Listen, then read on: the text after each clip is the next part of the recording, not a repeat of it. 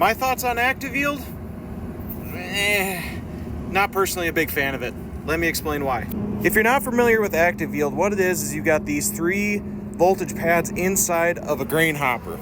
And the idea behind it is that when you're dumping grain out of the bubble up auger and loading it down into the tank, putting equal pressure amongst all 3 of these sensors. Once the mass flow sensor sees 6,600 pounds of crop go across it, and if all 3 of these weigh pads have similar to equal voltage, then it will update the mass flow sensor in little increments to keep the mass flow sensor within calibration. And really, I think it's a great method. I think the ideology is there, but the problem is all of the things that can kick these samples out and keep it from calibrating. Here's the list of all the rejections. If you have a shift in the grain from speeding up or slowing down too fast, it rejects it.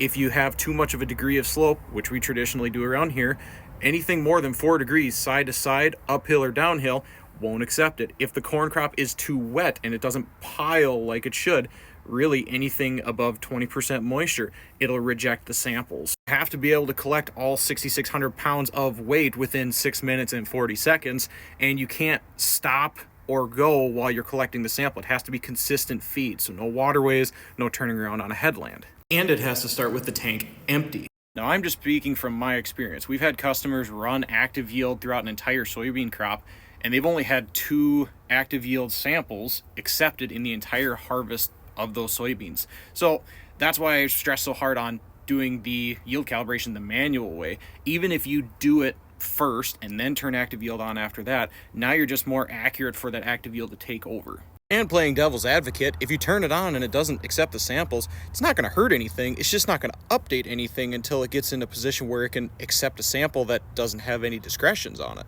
Maybe it works better down south where you have a drier crop. Maybe it works in the flatland area better, but typically up here, most of our guys are just shutting it off and leaving it off because it's not accurate enough for the terrain and the wetness of crop that we harvest. At least in moisture of corn. Soybeans, it's not a moisture problem, it's a terrain and slope issue. If you have good success with it, great, good for you. Leave it on. I think that's awesome.